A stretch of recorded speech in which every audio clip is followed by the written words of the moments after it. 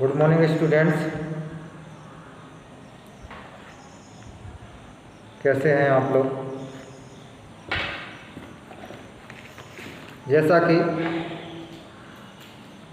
हमारा part 6 class 4 का अध्ययन चल रहा है, तो उसी को आगे बढ़ाते हुए अपनी अपनी पुस्तक खोल लीजिए, देखिए, पढ़िए, समझिए। व्यापारी ने कहा कि मैंने ठीक कहा था ना कि इसमें नकदी और जेवर रखे हैं। तुम भी मेरे बेटों के समान हो, तुम्हें इनकी आवश्यकता है ना। क्या कहा? तुम भी मेरे बेटों के समान हो, तुम्हें भी इसकी आवश्यकता है। तो तुम्हारे भी भाई बहन होंगे। यदि यह धन तुम्हारे काम आता है, इससे अच्छी बात और क्या हो सकती है। यह धन तुम्हारे काम आता है तो इससे अच्छी बात और क्या हो सकती है ना। ये किसने कहा? व्यापारी ने कहा। किससे कहा? वो डाकू से कहा, डाकुओं के सरदार से कहा। तो डाकुओं का सरदार व्यापारी की ओर देखने लगा। तभी कभी यह धन की ओर देखता और कभी व्यापारी की ओर देखता। कभी वो तिजोरी की तरफ देखता जिसमें धन रखा हुआ है, और कभी वो व्यापारी की तरफ देखता। तो व्यापारी ने कहा, बेटा देरी ना करो, यदि कोई आ गया तो ठीक नहीं होगा। कि बेटा देरी ना करो, यदि कोई आ गया तो ठीक नहीं होगा। तो सरदार के सभी साथी नकदी व जेवर लूटने लगे। उसी समय सरदार ने उन्हें रोक दिया। जब वो जेवर और नकदी लूट रहे थे उसके साथी, सरदार के साथी, तो उसी समय सरदार ने उनको सभी को रोक दिया और कहा कि जिसने हमें बेटा कह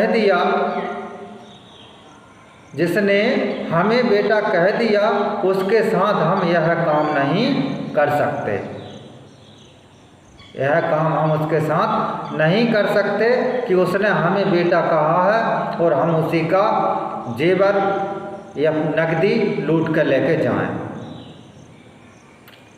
उसके साथ हम यह काम नहीं कर सकते। पुत्रों के साथ पिता ने जिसने हमें बेटा कह दिया है उसके साथ हम यह नहीं कर सकते। तो पिता ने जो व्यवहार किया है हम उसे गिरने नहीं देंगे। पुत्रों का भी कोई कर्तव्य होता है। ये किसने कहा? सरदार ने कहा कि इन्होंने हमें बेटा कहा है तो यह भी हमारे पिता ही हैं। यह कहकर डाकुओं के सरदार ने व्यापारी को प्रणाम किया और साथियों के साथ चला गया। यह कहकर डाकुओं के सरदार ने उस व्यापारी को प्रणाम किया और सभी साथियों को लेकर वो चला गया। यह विनम्रता का ही प्रभाव था कि जिसने डाकुओं का हृदय बदल दिया। यह विनम्रता का ही प्रभाव था कि जिसने डाकुओं का भी हृदय बदल दिया। इस कहानी से हमें क्या शिक्षा मिलती है? तो इस कहानी से हमें शिक्षा यह मिलती है कि विनम्रता धारण कीजिए, वाणी में मधुरता स्वयं आ जाएगी। आप विनम्र बनिए, वाणी में मधुरता स्वयं आ जाएगी। आप सिर्फ विनम्रता धारण कीजिए। क्या? विनम्रता धारण कीजिए। तो प्रस्तुत कहानी से शिक्षा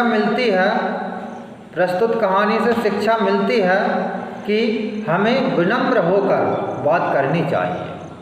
कैसे होकर? हमें विनम्र होकर बात करनी चाहिए।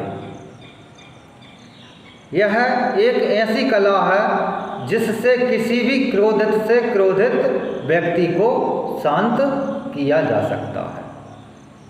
विनम्रता एक ऐसी कला है कि जिससे कितने से भी कितना ज़्यादा क्रोधी क्यों ना हो, उसको भी विनम्रता से शांत किया जा सकता है। कैसे शांत किया जा सकता है? उसको भी विनम्रता से शांत किया जा सकता है ना। तो आज का अध्यापन हमारा इधर ही समाप्त होता है। Okay, thank you.